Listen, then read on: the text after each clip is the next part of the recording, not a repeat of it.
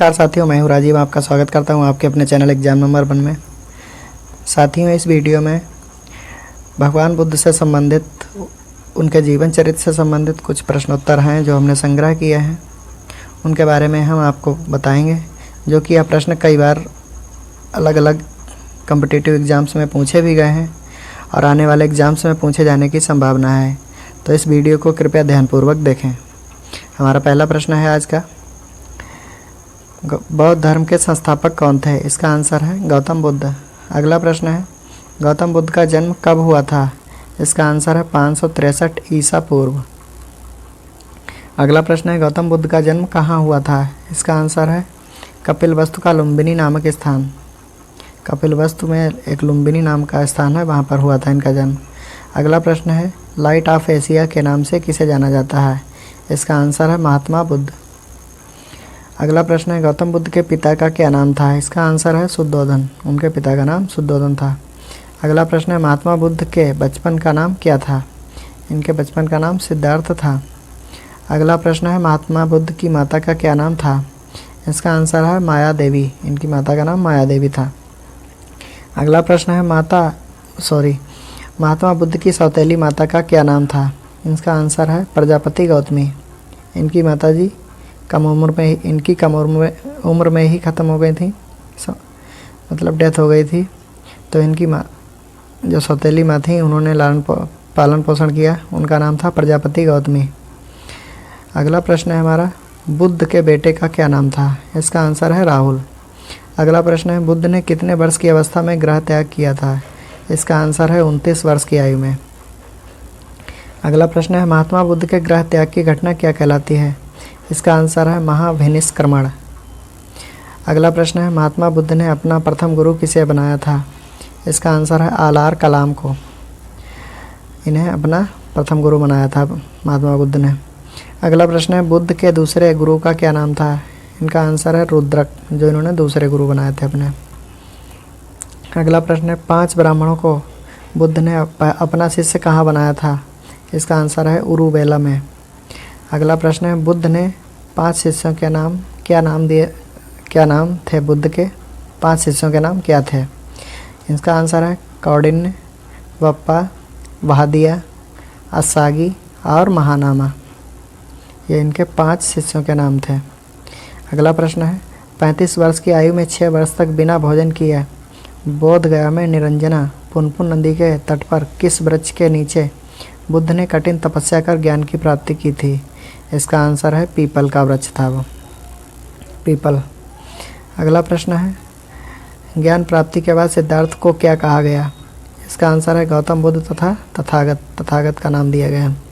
अगला प्रश्न है, गौतम बुद्ध को ज्ञान की प्राप्ति किस रात्रि को हुई थी? इसका आंसर है बैसाख की पूर्णिमा वाली रात्रि को। इसका आंसर है। अगला प्रश्न है, सिद्धार्थ का गोत्र क्या था?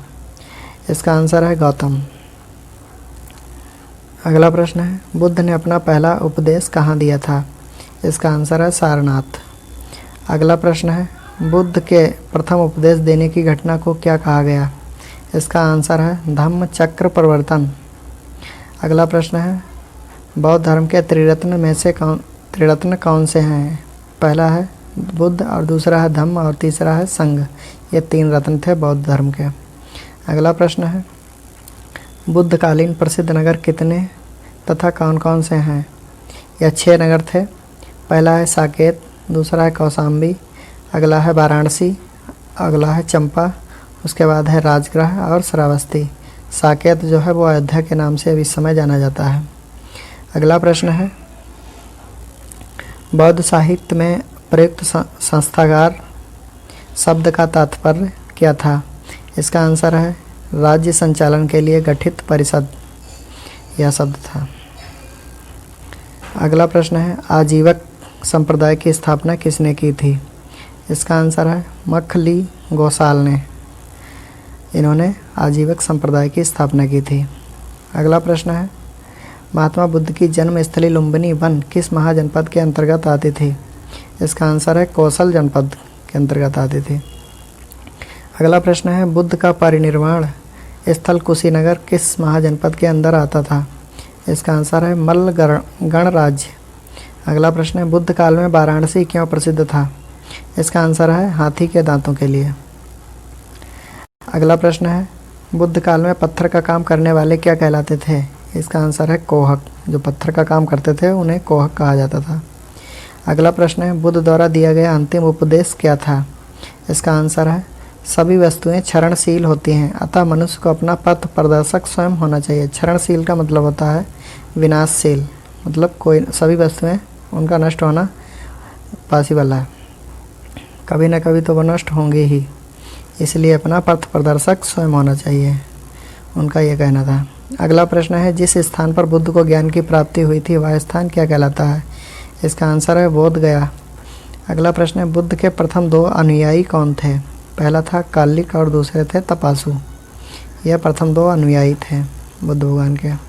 अगला प्रश्न है भारत से बाहर बौद्ध धर्म को फैलाने वाले सम्राट कौन थे? इसका आंसर है सम्राट अशोक। अगला प्रश्न है बौद्ध धर्म को अपनाने वाली प्रथम महिला कौन थी? इसका आंसर है बुद्ध जी की माँ और माता प्रजापति गौतमी, जिन्होंने उनका पालन पोषण किया था। अगला प्रश्न है महात्मा बुद्ध ने अपने उपदेश किस भाषा में दिए? इसका आंसर है पाली भाषा। अगला प्रश्न है महात्मा बुद्ध ने तृष्णा की घटना को क्या कहा? इन्होंने ये निर्वाण कहा। अगला प्रश्न है बुद्ध की प्रथम मूर्ति कहाँ बनी हुई है? इसका आंसर है मथुरा में। अगला प्रश्न है सबसे अधिक संख्या में बुद्ध की मूर्तियों का निर्माण किस शैली में किया गया है? इसका आंसर है गांधार शैली में सबसे अधिक निर्माण किया गया है। अगला प्रश्न है वैशाख पूर्णिमा किस नाम से विख्यात है? इसका आंसर है बुद्ध पूर्णिमा। बुद्ध पूर्णिमा के नाम से वैशाख पूर्णिमा विख्यात है। अगला प्रश्न है महात्मा बुद्ध ने किसकी प्रामाणिकता को नकार दिया था? इसका आंसर है वेदों को। अगला प्रश्न है अशोक ने बौद्ध धर्म में किसने दीक्षित किया? अशोक को बौद्ध धर्म में किसने दीक्षित किया? इसका आंसर है मुगलीपुत्र तिस्स ने। इन्होंने अशोक को बौद्ध धर्म में दीक्षित किया था, बौद्ध धर्म की दीक्षा दी थी। अगला प्रश्न है कुल कितनी बौद्ध संगीतियों का आयोजन किया गया? इसका आंसर है 4 बौद्ध संगीतियों का आयोजन किया गया था। अगला प्रश्न है प्रथम बौद्ध संगीति कहाँ, कब और किसकी अध्यक्षता में हुई? इसका आंसर है राजगृह की सप्तपर्णी गुफा में 483 ईसा पूर्व में महाकस्प की अध्यक्षता में हुई थी बौद्ध संगीति प्रथम। अगला प्रश्न है प्रथम बौद्ध संगीति का आयोजन किसके शासन में हुआ? इसका आंसर है अजात शत्रु हर्यंक वंश के शासनकाल में। अगला प्रश्न है प्रथम बौद्ध संगीति का उद्देश्य क्या था? इसका आंसर है बुद्ध के उपदेशों को 2 पुटकों विनय पिटक तथा सुप पिटक में संकलित करना। यह बौद्ध संगीति का उद्देश्य था। अगला प्रश्न है द्वितीय बौद्ध संगीति कहाँ, कब तथा किसकी अध्यक्षता में हुई?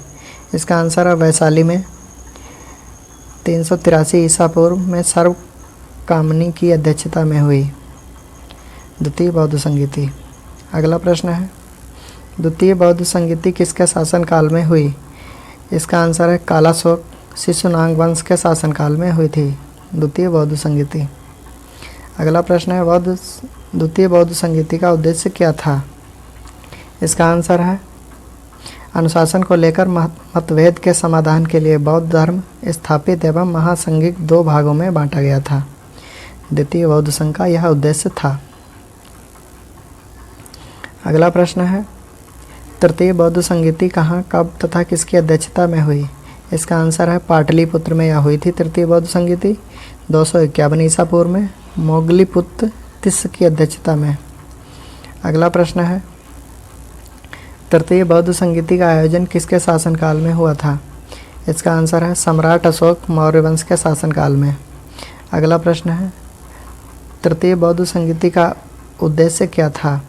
इसका आंसर है संघ के भेद के विरुद्ध कठोर नियमों का प्रतिपादन करके बौद्ध धर्म को स्थायित्व प्रदान करने का प्रयत्न किया गया, धर्म ग्रंथों का अंतिम रूप से संपादन तथा तीसरा पिटक अभिधम्म पिटक जोड़ा गया। यह था इसका उद्देश्य तृतीय बौद्ध संगीति का। अगला प्रश्न है चतुर्थ बौद्ध संगीति का आयोजन कहाँ, कब और किसकी अध्यक्षता में किया गया?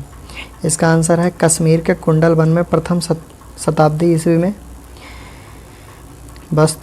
वसुमित्र की अध्यक्षता में।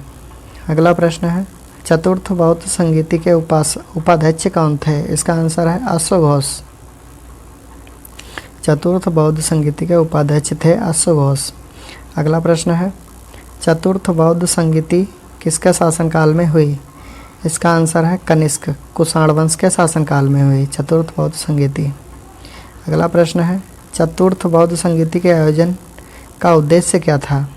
इसका आंसर है बौद्ध धर्म का 2 संप्रदायों में विभक्त होना, हीनयान तथा महायान। यह चतुर्थ बौद्ध संगीति के आयोजन का प्रमुख उद्देश्य था।